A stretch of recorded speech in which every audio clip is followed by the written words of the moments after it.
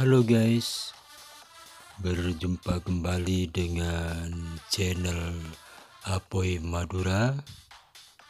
Bagaimana kabar kalian semua? Tentu harapannya baik-baik semua. Kali ini kami dari channel Apoy Madura akan menelaah proses tanaman tembakau di Desa Pasongsongan, Kecamatan Pasongsongan, Kabupaten Sumeneb. Saat ini tanaman tembakau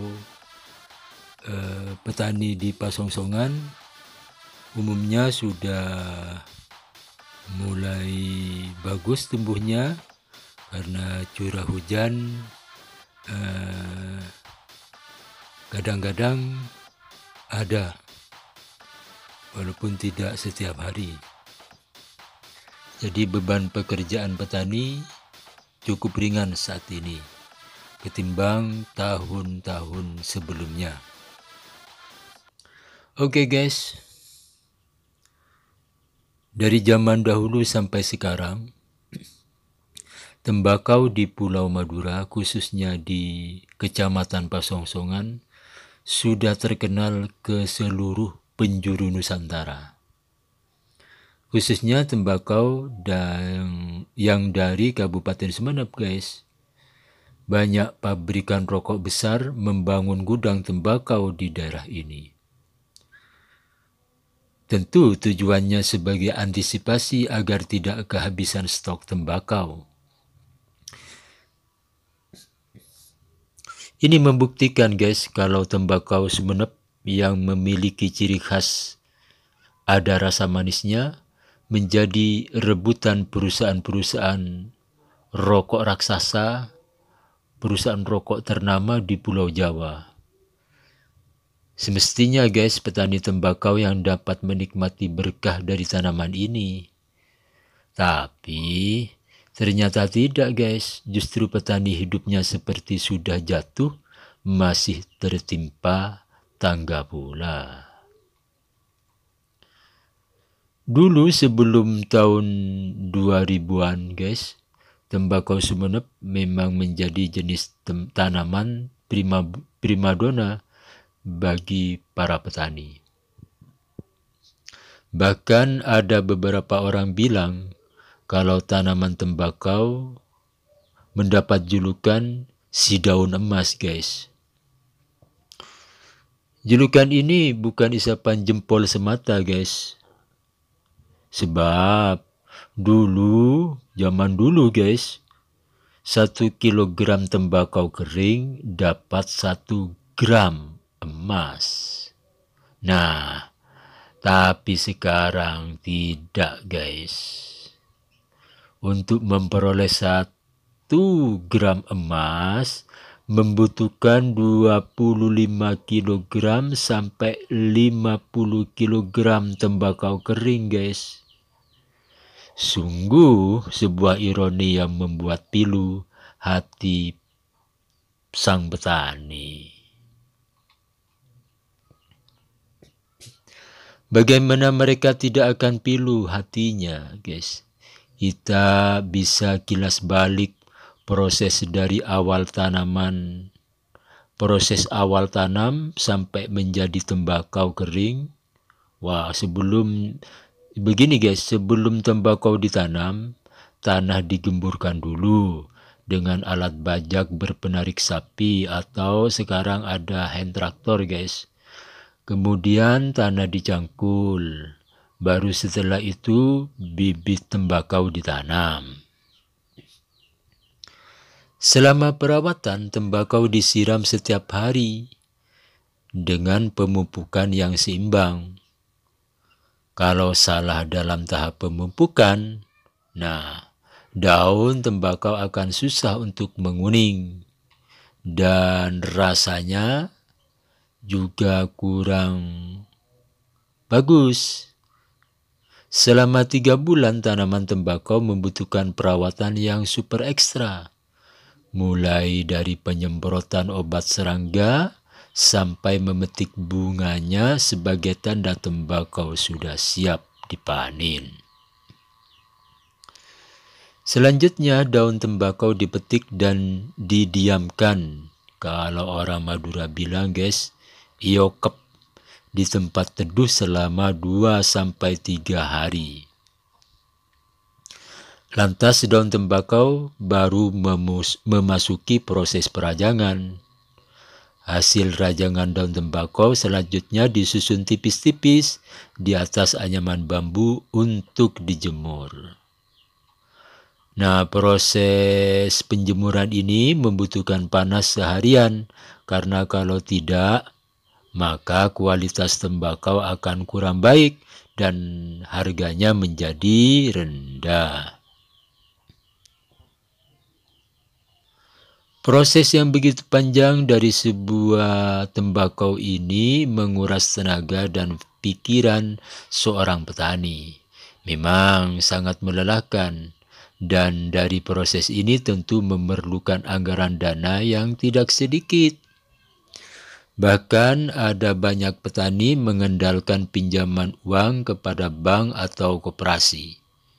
Apalagi petani yang punya lahan di dataran tinggi yang umumnya minim dengan sumber air, mereka harus merogoh kantong celana lebih dalam untuk membeli air.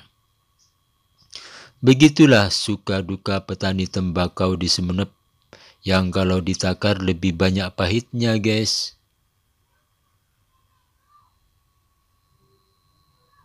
Sebab untuk harga tembakau di petani tahun kemarin yaitu berkisar 25.000 sampai 35.000 per kilogram. Sebuah perbedaan harga yang sangat mencolok ini membuat para petani tembakau sekarang tidak untung, tapi buntung. Pertanyaannya adalah, adakah kepedulian dari pemangku kebijakan atau pemerintah selama ini? Ya, tentu ada jawabnya. Kalau tidak ada, berarti selama ini keberadaannya hanya formalitas di atas kertas. Tapi seberapa besar power kepedulian itu menyentuh komunitas petani tembakau? Rumusnya gampang. Kalau nasib petani lebih makmur dan lebih sejahtera dari sebelumnya, berarti kepedulian itu menyentuh hidup petani. Sayangnya kepedulian itu lebih cenderung bukan kepada petani tembakau. Sungguh mengherankan. Sedangkan pihak pabrikan rokok semena-mena membuat kebijakan yang menyengsarakan petani. Ya tentu masalah harganya dong. Jangan dipermainkan. Banyak dari beberapa kalangan, yaitu organisasi masyarakat, yang slogannya berdada peduli petani tembakau. Namun ternyata semua itu adalah basa-basi belaka. Sebenarnya petani tembakau saat ini sangat membutuhkan campur tangan pemerintah untuk mengatasi masalah ini, yaitu masalah harga. Mereka tetap optimis di atas tangis dan penderitaan. Pertanyaannya sekarang, siapa yang paling diuntungkan dalam produksi tembakau yang melimpah saat ini? Yang jelas bukan petani tembakau. Ada 3 variabel dalam proses tembakau sehingga menjadi rokok. Pertama, petani sebagai penghasil tembakau kering. Yang kedua adalah pemerintah daerah yang mempunyai regulasi terhadap sistem jual beli tembakau antara petani dan pihak pabrikan. Dalam hal ini pemerintah meliputi eksekutif, legislatif, dan yudikatif. Yang ketiga adalah pihak pabrikan, di mana pihak ketiga ini sebelum membeli produk petani, jelas telah ada beberapa rambu kesepakatan mengenai aturan main atau sistem pembelian tembakau. Pemerintah daerah sebagai fasilitator tentu punya power untuk bisa menanggulangi krisis harga tembakau, atau pihak pabrikan rokok yang sengaja menafikan amanat penderitaan petani tembakau saat ini. Wallahu a'lam bissawab. Semoga petani tembakau menjadi sejahtera, guys. Kita berdoa mereka bekerja siang malam untuk menghidupi anak dan istrinya, guys. Karena mereka bermimpi atau mengimpikan harga tembakau menjadi layak dan memberi penghasilan yang besar, sehingga kehidupan petani tembakau menjadi lebih sejahtera, guys. Kita tentu juga peduli terhadap para petani tembakau, karena kita tahu tembakau Madura sangat dibutuhkan pabrikan besar di Pulau Jawa. Terima kasih, guys.